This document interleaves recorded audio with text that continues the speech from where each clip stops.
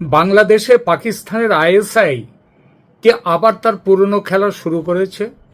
ভারতের সীমান্তের ওপারে কি সত্যি তৈরি হয়েছে ১৩টি জঙ্গি প্রশিক্ষণ শিবির?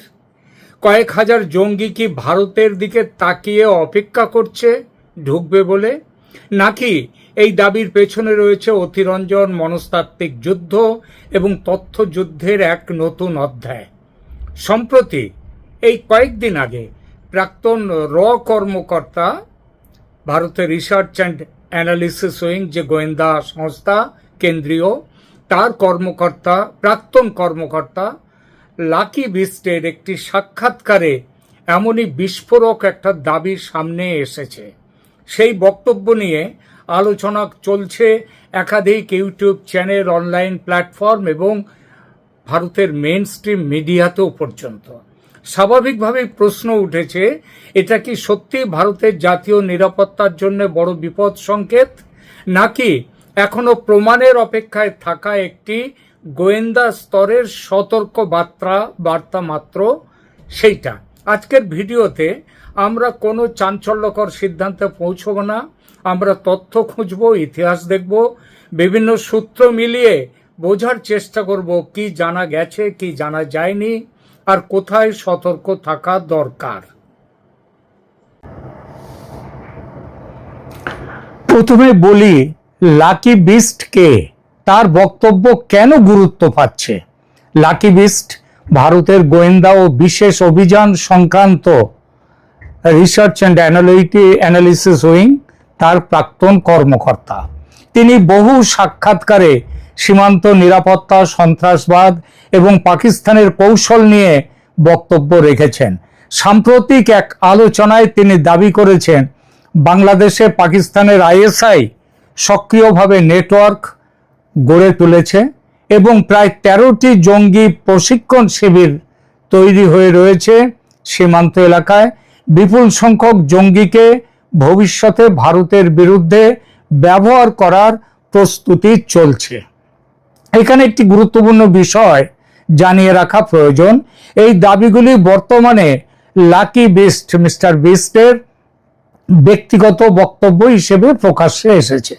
ভারত সরকার, এনআইএ মানে ন্যাশনাল ইনভেস্টিগেশন এজেন্সি বা অন্য কোনো সরকারি সংস্থা এই নির্দিষ্ট সংখ্যা মানে ১৩টি ক্যাম্প বা কয়েক হাজার জঙ্গি এই বিষয়ে সরকারিভাবে কোনো বক্তব্য রাখেনি। তাহলে কি লাকি বিস্টের বক্তব্য সম্পূর্ণ উড়িয়ে দেওয়া উচিত? না, সেটাও নয়। কারণ গোয়েন্দা জগতের বহু তথ্য দীর্ঘদিন কিন্তু গোপন থাকে, বাইরে বেরিয়ে আসে না। অনেক সময় পরে সেগুলো সত্য প্রমাণিত হয়। তাই দায়িত্বশীল বিশ্লেষণের পথ হলো দাবিকে দাবি হিসেবেই দেখা এবং তার পক্ষে বা বিপক্ষে কি তথ্য রয়েছে সেগুলো বিচার করা। প্রথমে দেখি আইএসআই কেন বাংলাদেশকে গুরুত্ব দেয়। একটু ইতিহাসে নজর দিই। ১৯৭১ সালে বাংলাদেশের স্বাধীনতার পর পাকিস্তান তার পূর্বাঞ্চল হারায়, কিন্তু সেই সঙ্গে শেষ হয়ে যায়নি পাকিস্তানের কৌশলগত আগ্রহ। বিশেষ করে জামায়াতে ইসলামীর মাধ্যমে, যাদের হেডকোয়ার্টার পাকিস্তানে, তাদের মাধ্যমে বাংলাদেশে পাকিস্তানের একটা প্রভাব, সমান্তরাল প্রভাব কিন্তু ছিলই, থেকে গিয়েছিল। ভারতের পশ্চিম সীমান্তে চাপ সৃষ্টি করার পাশাপাশি পূর্ব দিক থেকেও ভারতকে ব্যস্ত রাখার কৌশল পাকিস্তানের বহুদিন ধরে আছে, কিন্তু বর্তমানে সেটা অনেকটাই প্রকাশ্য স্তরে এসে গেছে এবং সেটা সফলতার দিকে যাচ্ছে। বাংলাদেশের ভৌগোলিক অবস্থান তার প্রধান কারণ। ভারতের সঙ্গে বাংলাদেশের সীমান্ত প্রায় ৪,০৯৬ কিলোমিটার, যা ভারতের দীর্ঘতম আন্তর্জাতিক স্থল সীমান্ত। এই বিশাল সীমান্তের অনেক অংশে নদী, নদীর চর, কৃষি জমি, জনবসতিপূর্ণ এলাকা তার ভেতর দিয়ে গেছে। ফলে অনুপ্রবেশ, চোরাচালান এবং অবৈধ চলাচল ঠেকানো ভারতের নিরাপত্তা বাহিনীর জন্য দীর্ঘদিন ধরেই খুব বড় একটা চ্যালেঞ্জ। ১৯৯০-এর দশক এবং ২০০০-এর দশকের শুরুতে ভারতের একাধিক নিরাপত্তা সংস্থা অভিযোগ করেছিল যে বাংলাদেশের কিছু উগ্রপন্থী সংগঠন এবং পাকিস্তানি গোয়েন্দা সংস্থার মধ্যে যোগাযোগ বাড়ছে। বিশেষ করে উত্তর পূর্ব ভারতের বিচ্ছিন্নতাবাদী সংগঠনগুলির কিছু সদস্য অতীতে বাংলাদেশের ভূখণ্ডে আশ্রয় নিয়েছিল বলে ভারত বহুবার অভিযোগ করেছে। এছাড়া সেই 2000-এর দশকের শুরুতেই সেই যে ঘটনাটা 10 ট্রাক অস্ত্র, সেগুলো কথাগুলো তো আপনারা সবাই জানেন। পরবর্তীকালে বাংলাদেশের প্রধানমন্ত্রী শেখ হাসিনা সরকার ক্ষমতায় এসে ভারতের সঙ্গে নিরাপত্তা সহযোগিতা উল্লেখযোগ্যভাবে বাড়ান। বহু জঙ্গি ঘাঁটি ভেঙে দেওয়া হয়, ভারত বিরোধী সশস্ত্র গোষ্ঠীর বিরুদ্ধে অভিযান চালানো হয় এবং দুই দেশের গোয়েন্দা সহযোগিতা নতুন উচ্চতায় পৌঁছয়। এ কারণেই গত 1.5 দশকে ভারত বাংলাদেশ নিরাপত্তা সম্পর্ককে অনেক বিশেষজ্ঞ দক্ষিণ এশিয়ার অন্যতম সফল সহযোগিতার উদাহরণ বলে বর্ণনা করেন। কিন্তু সাম্প্রতিক 2024-এর যে রাজনৈতিক পরিবর্তনের পর নতুন করে নানা প্রশ্ন উঠতে শুরু করেছে। কিছু ভারতীয় নিরাপত্তা বিশ্লেষক আশঙ্কা প্রকাশ করেছেন যে রাজনৈতিক অস্থিরতা এবং প্রশাসনিক দুর্বলতার সুযোগ নিয়ে উগ্রপন্থী গোষ্ঠীগুলো আবার সক্রিয় হওয়ার চেষ্টা করছে বাংলাদেশে। ভারতের সীমান্তরক্ষী বাহিনীও সাম্প্রতিক সময়ে পূর্ব সীমান্তে তাদের নজরদারি বাড়িয়েছে বিপুলভাবে বলে বিভিন্ন প্রতিবেদনে উল্লেখ করা হয়েছে। আর তার কারণটাই হচ্ছে বাংলাদেশের বর্তমান রাজনৈতিক পরিস্থিতি। এটা ঠিক, সতর্কতা মানেই বিপদ নিশ্চিত এমন নয়। গোয়েন্দা সংস্থার কাজই হলো সম্ভাব্য ঝুঁকিকে আগে থেকে চিহ্নিত করা। সেই কারণে সতর্কবার্তাও জারি করা হয়। রয়ের প্রাক্তন কর্তা মিস্টার বিস্ট কোনো হেজিপেজি মানুষ নন যে আলটপকা একটা মন্তব্য করে দিয়েছেন বা কথা বলে দিয়েছেন। বর্তমানে তিনি সক্রিয় চাকরিতে নেই ঠিকই, কিন্তু গোয়েন্দা কাজকর্ম সম্পর্কে সামান্যতম অভিজ্ঞতা আছে যাদের, তারা জানেন চাকরিতে থাকাকালীন যে নেটওয়ার্ক এই সমস্ত গোয়েন্দা কর্তারা তৈরি করেন, অবসর নেয়ার সঙ্গে সঙ্গে সেসব অদৃশ্য হয়ে যায় না, একটা যোগাযোগ থেকেই যায়। বাংলায় একটা বহুশ্রুত প্রবাদ আছে, ঢেকি স্বর্গে গেলেও ধান ভানে। বিস্টের মতো মানুষদের কথা তাই অবসর নিয়েছেন বলে তার কথার কোনো দাম নেই তা একেবারেই নয়। বিস্টের কথার সূত্র ধরে খোঁজ খবর নিতে গিয়ে আমরাও যা তথ্য পেলাম সেটা এই প্রতিবেদনে অল্প কথায় তুলে ধরব। প্রাপ্ত তথ্যের দুটো ভাগ। প্রথম, বাংলাদেশের কোন কোন সন্ত্রাসী সংস্থা সীমান্ত জুড়ে ক্যাম্প তৈরি করেছে, তারা কোথায় করেছে এসব ক্যাম্প, ভারত সরকারের কাছে এসব ব্যাপারে খবর আছে কিনা, এবং দ্বিতীয়, ভারত কোনো সতর্কতামূলক ব্যবস্থা নিয়েছে কিনা কিংবা নিতে চলেছে কিনা, এই বিষয়ে ভারত সরকার কি করতে চলেছে সেই বিষয়টাও। প্রথমে সন্ত্রাসী সংস্থাগুলোর পরিচয় প্রসঙ্গে বলি। বাংলাদেশে বর্তমানে কোন কোন জঙ্গি সংগঠন সক্রিয়, তাদের সঙ্গে আইএসআই এর যোগাযোগের অভিযোগ কতটা বিশ্বাসযোগ্য, আর কথিত 13টি ক্যাম্পের দাবির পক্ষে কি তথ্য রয়েছে, আসুন দেখা যাক। বাংলাদেশে আইএসআই এর ছায়া। এইবার বাংলাদেশে কি সত্যিই জঙ্গি সংগঠনগুলো আবার মাথাচাড়া দিয়ে উঠছে? পাকিস্তানের আইএসআই কি এই সুযোগে পুরনো নেটওয়ার্ক পুনর্গঠন করছে? আর যদি তাই হয় তাহলে ভারতের সামনে সবচেয়ে বড় বিপদটা কোথায়? আমরা একটু আগেই বলেছি লাকি বিস্ট তিনি যে কথাগুলো বিস্ফোরক দাবি করেছেন সেই বিষয়ে, সেই দাবির আগেই বলেছি নির্দিষ্টভাবে কোনো সরকারিভাবে কোনো তথ্য নিশ্চিত করা হয়নি, সেটা করার কথাও নয়, তবু কারণ সেটা এখনো গোপন। আজ আমরা আবেগ নয় তথ্য দিয়ে বোঝার চেষ্টা করব যে বাংলাদেশে কোন কোন সংস্থা, এখানে সন্ত্রাসী সংগঠন তারা সক্রিয়। বাংলাদেশের জন্ম হয়েছিল ধর্মনিরপেক্ষ রাষ্ট্র হিসেবে। মুজিব হত্যার পর থেকে ধীরে ধীরে ধর্মীয় মৌলবাদী সংগঠনগুলোর প্রভাব বাড়তে শুরু করে। এর মধ্যে কয়েকটি সংগঠনের নাম বারবার উঠে এসেছে, যেমন জামাতুল মুজাহিদিন বাংলাদেশ জেএমবি। এই সংগঠনটি 2005 সালের 17ই আগস্ট বাংলাদেশের 63টি জেলার প্রায় 500টি জায়গায় একযোগে বোমা বিস্ফোরণ ঘটিয়ে গোটা বিশ্বকে চমকে দেয়। এরপর আসে হরকতুল জিহাদি ইসলামী বাংলাদেশ, যে এই হরকতুল জিহাদি ইসলামী বাংলাদেশ, ভারত এবং বাংলাদেশ উভয় দেশই অতীতে এই সংগঠনের বিরুদ্ধে একাধিক তদন্ত চালিয়েছে। এর পাশাপাশি আন্তর্জাতিক জঙ্গি মতাদর্শ দ্বারা অনুপ্রাণিত নানান ছোট ছোট গোষ্ঠীও তৈরি হয়েছে। তার মধ্যে আইসিস তারাও আছে। সম্প্রতি আপনারা জানেন যে ইসরায়েলের ভারতে যিনি রাষ্ট্রদূত, তিনি বলেছেন যে বাংলাদেশে হামাস এসে আশ্রয় নিয়েছে, তারা শিবির তৈরি করেছে। শুধু হামাস কেন, হামাস ছাড়া আরো বিভিন্ন আন্তর্জাতিক আইসিসের পতাকা, হামাসের পতাকা আজকে বাংলাদেশে খোলাখুলি দেখা যাচ্ছে। কিন্তু বাংলাদেশের নিরাপত্তা সংস্থাগুলো বলছে তারা কারা এইসব পতাকা নিয়েছে বা লাগাচ্ছে তারা জানে না। অর্থাৎ পরিষ্কারভাবে বোঝা যায় যে এখানে সেখানকার সরকার প্রশাসন তাদের মদত রয়েছে এইসব কাজের জন্য। এইসব সংস্থার ফ্রি রান চলেছিল, তখনও হামাস আসেনি কিন্তু অন্যরা এসেছিল। তাদের ফ্রি রান চলেছিল 2010 পর্যন্ত। 2010 সালের পর থেকে শেখ হাসিনার আমলে বাংলাদেশের নিরাপত্তা বাহিনী ব্যাপক অভিযান চালায় সন্ত্রাসীদের বিরুদ্ধে। শত শত জঙ্গি গ্রেপ্তার হয়, অনেক ঘাঁটি ধ্বংস করা হয়।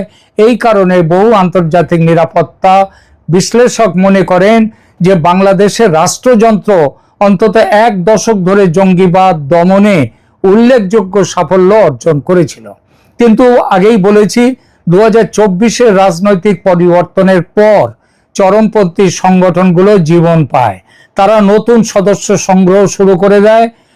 মোহাম্মদ ইউনূস জেল থেকে সন্ত্রাসীদের ছেড়ে দিয়ে দেন, তারপরেও সেই ব্যবস্থাই সমানে চলেছে। এবং পাকিস্তানি গোয়েন্দা সংস্থা আইএসআইও পা জমিয়েছে বাংলাদেশে। আইএসআই সরাসরি আক্রমণ না করে প্রক্সি নেটওয়ার্ক ব্যবহার করতে বেশি স্বচ্ছন্দ, যেমনটা তারা করেছে কাশ্মীরে। সেগুলো কি? স্থানীয় সংগঠন, চোরাচালান চক্র, জাল নথির নেটওয়ার্ক এবং সীমান্ত পারের অপরাধ চক্রকে কাজে লাগানো।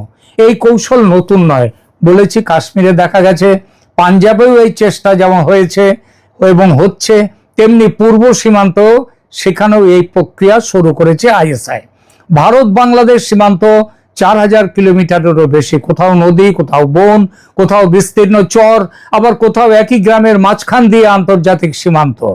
শুনেছি কোনো বড় ঘরটা হচ্ছে ভারতে আর রান্নাঘর আছে বাংলাদেশে, এমনও পর্যন্ত ছিল, আগে ছিল, বর্তমানে আছে কিনা জানি না, আগে ছিল একটা সময়। এই ধরনের সীমান্ত পৃথিবীর সবচেয়ে কঠিন সীমান্তগুলোর একটি। প্রতিদিন বৈধ বাণিজ্য হচ্ছে, মানুষ অবৈধ বাণিজ্য, বৈধ বাণিজ্য সব হচ্ছে, মানুষ যাতায়াত করছে, সীমান্তে কৃষিকাজ হচ্ছে, তার মাঝে নিরাপত্তা বাহিনীকে অনুপ্রবেশ ঠেকাতে হয়। আর এখানেই গোয়েন্দা সংস্থাগুলোর উদ্বেগ। যদি কোনো সংগঠন অস্ত্র পাচার করতে চায়, জাল টাকা ঢোকাতে চায়, অথবা কয়েকজন প্রশিক্ষিত জঙ্গিকে প্রবেশ করাতে চায় ভারতে, তাহলে বিশাল সীমান্ত তাদের সুযোগ এনে দিতেই পারে এবং দিচ্ছেও। ভারত এটা বুঝেছে। আর এজন্যেই ভারত স্মার্ট ফেন্সিং বা অত্যাধুনিক প্রযুক্তি দিয়ে সীমান্তে কড়া পাহারা বসাচ্ছে, কিংবা অনুপ্রবেশকারীদের জোর করে পুশব্যাক করতে ভারত এত তৎপর হয়েছে। কেন?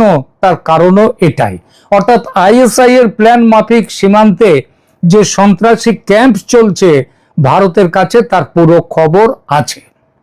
এবং সবচেয়ে বড় কথা, এইসব ক্যাম্পের পুরো তালিকা ভারত সরকার কয়েক দফায় বাংলাদেশের পররাষ্ট্রমন্ত্রী খলিলুর রহমানের হাতে তুলে দিয়েছে।